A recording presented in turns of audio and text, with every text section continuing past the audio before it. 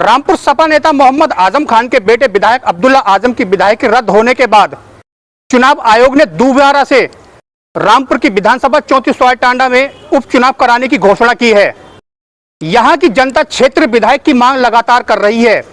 आज हम मौजूद हैं जनपद रामपुर की विधानसभा 34 वार्ड टांडा की नगर पंचायत मसवासी के मोहल्ला चावपुरे में, और मेरे साथ में मौजूद हैं यहां पे कुछ दलित समुदाय के लोग।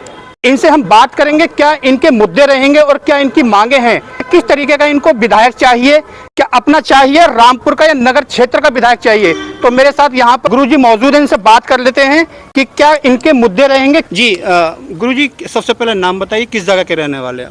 मेरा नाम विजयपाल सिंह है और मैं नगर पंचायत मसवासी वार्ड नंबर 1 का स्थायी निवासी हूँ और मैं दलित समुदाय से संबंध रखता हूँ। गुरुजी, आप लगातार एरा है शांति प्रसाद सागर जी का, तो उनकी मांग कर रहे हैं कि क्षेत्र का विधायक होना चाहिए। जी जी हाँ, तो ये तो मांग काफ़ी प्रयास हम कर रहे हैं और सारे समाज की ये मांग है कि शांति प्रसाद सागर क्षेत्रीय आदमी हैं और पब्लिक के बीच के हैं और विकास पुरुष के नाम से भी जाने जाते हैं। तो हम ये चाहते हैं कि हमारे क्षेत्र का ही कोई व्यक्ति अगर यहाँ से उतरे तो हमारे क्षेत्र की समस्याओं को वो अच्छी तरह समझ सकता है, क्योंकि वो यहाँ पला है या बड़ा है, यहाँ की समस्याओं को जानता है। अब सपोज करो कि अगर हम लोगों को यहाँ से वोट लेके चले जाते हैं, बाहर के लोग आते हैं, लेकिन जो क्षेत्रीय समस्या हैं वो उनको नहीं समझ पाते, क्योंकि बड़े बड़े घर के हैं, वोट तो लेकर चले जाते हैं, विधायक भी बन जाते हैं। तो सबसे बड़ी समस्या यहाँ के लोगों की बदकिस्मती ये है कि यहाँ विकास से बहुत ये पूरा क्षेत्र विकास से वंचित है। तो हमारा यही कहना है कि शांति प्रसाद सागर जी को अगर यहाँ उतारा जाए तो मैं समझता हूँ कि इस क्षेत्र में वो बहुत एक विकास पुरुष के नाम से जाने जाएंगे। शांति प्रसाद सागर जी जो अभी हैं इस टाइम में किस मौजूदा पार्टी से हैं?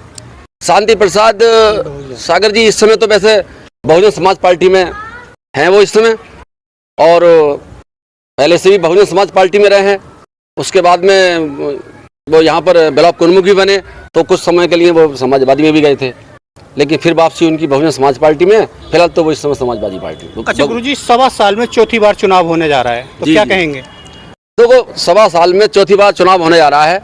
इसमें यह है कि जब पार्टी अनाप शराब तरीके से बगैर जांच के कैंडिडेट उतार देती है, लोग फर्जी तरीके से, किसी के डॉक्यूमेंट्स में कमी है, किसी के जन्म तिथि का मसला है, कोई अपराधी किस्म का आदमी है, कोर्ट में पहले से ही मुकदमे विचाराधीन है, तो इस पोजीशन में पार्टी ये तो देखती नहीं, पार्टी देखती है उसका दम, उसका खम, उसकी ताकत, उसकी राजनीतिक पावर क्या है।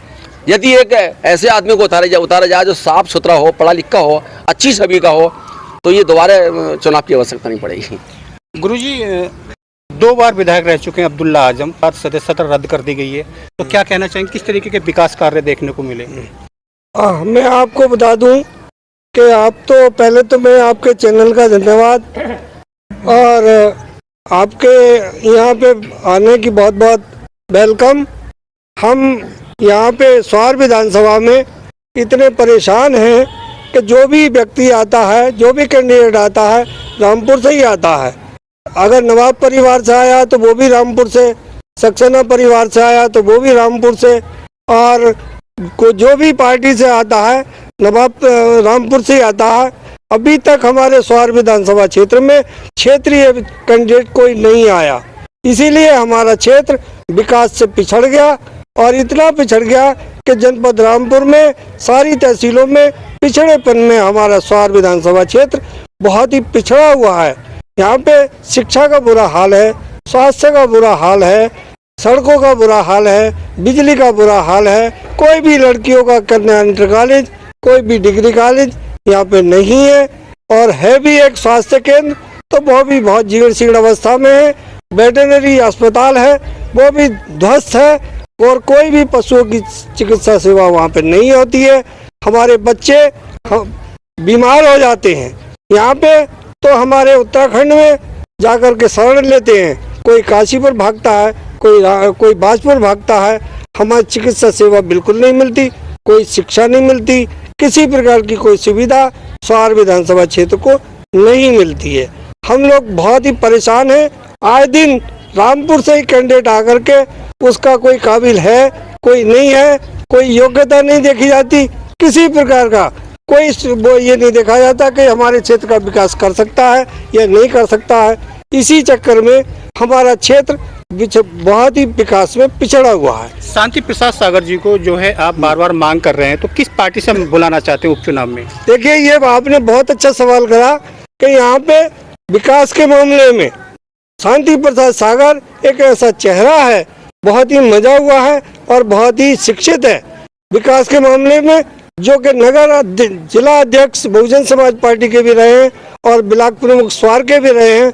उन्होंने बहुत ही सराहनीय काम किए हैं और इतने सराहनीय काम करे हैं और जगह जगह जाकर के, गांव-गांव जाकर के लोगों की परेशानियां सुनी है और बीमारियों में सहयोग दिया है और मुकदमों में भी सहयोग दिया है। जहां जहां अत्याचार होते हैं वो कंधा से कंधा मिला करके हमारे क्षेत्र के सभी के साथ खड़े होते हैं और परेशानियां दूर करते हैं। इसलिए बहुत ही वो हमारे लिए सराहनीय कैंडिडेट है। किस पार्टी से चुनावी मैदान में उतारना चाहते हैं उनको आप? देखिए, ये हम बता दें आपको कि इस समय बहुजन समाज पार्टी में भले ही वो हैं, लेकिन हम ये चाहते हैं कि वो बीजेपी से आए और बीजेपी से उन्हें टिकट मिले।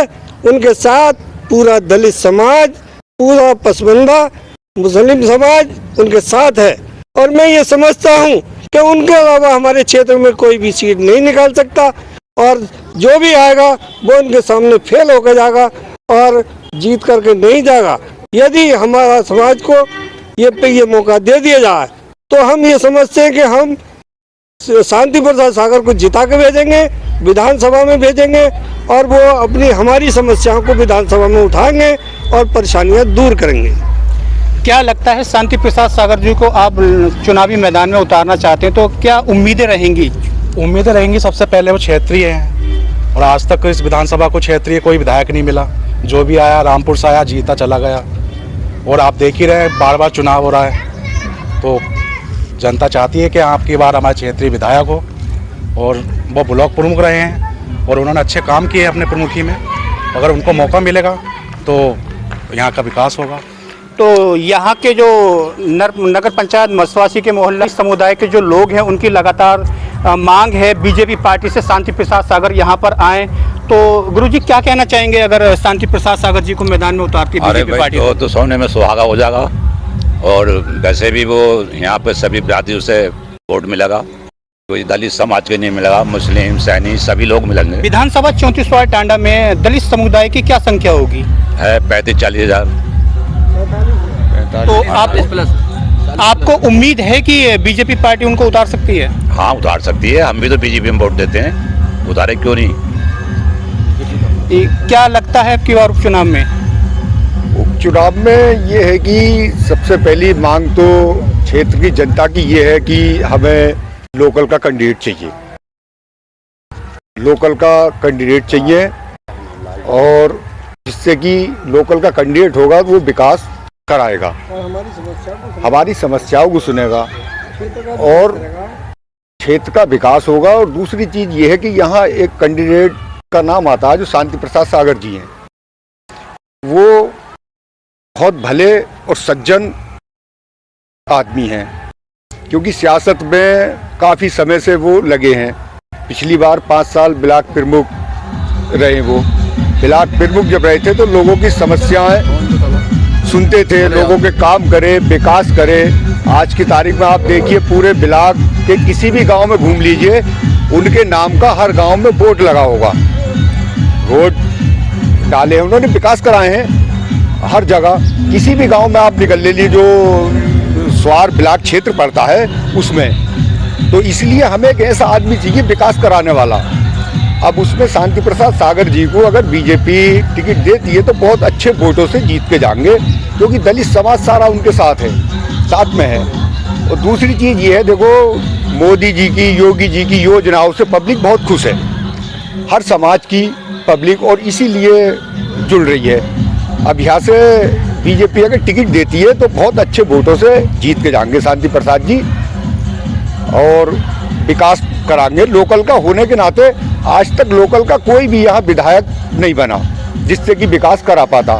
शहर से आते हैं, वोट लिया, चले जाते हैं, लोग परेशान रहते हैं। और अब रामपुर जाओ, रामपुर जाने में लोगों का टाइम लगता है, वहाँ पहुँचते हैं, मिल नहीं पाते हैं। इसलिए तो हम ये चाहते हैं कि यहाँ लोकल का हमारा हो और अच्छे आदमी हैं शांति प्रसाद जी। तो यहाँ पे और भी हैं, उनसे बात कर लेते हैं। सुप्रीम कोर्ट से भी अब्दुल्ला आजम को निजात नहीं मिल पाई, क्या कहेंगे? ये उनके कर्मों का फल है, जैसा कर्म किया उसका निर्णय सबके जनता के सामने है। अगर उन्होंने चालबाजी ना की होती तो आज वो विधायक होते, और अगर सीट खाली हुई है उनके गलत कर्मों के कारण, तो एक भले इंसान को, एक अच्छे इंसान को मौका मिलना चाहिए। और जो इंसान आज वो प्रत्याशी के रूप में, विधायक के रूप में चुना जाए, वो स्थानीय हो, जो एक चेहरा निकल के आता है, जो सबसे मंझे हुए हैं और लंबे समय से इस क्षेत्र में गांव-गांव घूमे भी हैं और हर वर्ग में, हर समाज में उनकी पकड़ भी है, और दलित समाज भी पूर्ण रूप से उनके साथ है, कंधे से कंधा मिलाकर चलने को तैयार है। और वो हैं मिस्टर श्री शांति प्रसाद सागर साहब, जो हमारे स्थानीय हैं और सभी लोगों के दुख सुख में साथ आते हैं, काम आते हैं, विकास के लिए 4 कदम आगे बढ़ के उनके साथ चलने को तैयार रहते हैं, आधी रात उनका सपोर्ट करते हैं। तो हम यही चाहेंगे, दलित समाज उनके साथ हैं तो उनको मौका दिया जाए, और इस बार उन्हीं को मौका देकर यहाँ से विधायक बनाया जाए। लगता है बीजेपी पार्टी उनको चुनावी मैदान में उतारेगी? ये तो सरकार को सर्वे कराना चाहिए, गांव-गांव देखना चाहिए कि उनके चाहने वाले कितने। दलित समाज में क्या हर वर्ग के लोग उनको समर्थन करेंगे, तन मन धन के साथ उनके साथ खड़े होंगे? तो मैं तो यही कहूँगा कि अगर वो सर्वे कराएं तो सबसे ज़्यादा परसेंटेज उन्हीं के साथ निकल कर आएगा लोगों का, और वही विधायक चुन के जाएंगे। तो ये थे मेरे साथ दलित समुदाय के लोग, इनसे मैंने बारी बारी से बातचीत की। इनका सबका ही कहना है कि बीजेपी पार्टी से अब की बार विधानसभा 34 वार्ड टांडा में शांति प्रसाद सागर को चुनावी मैदान में उतारे।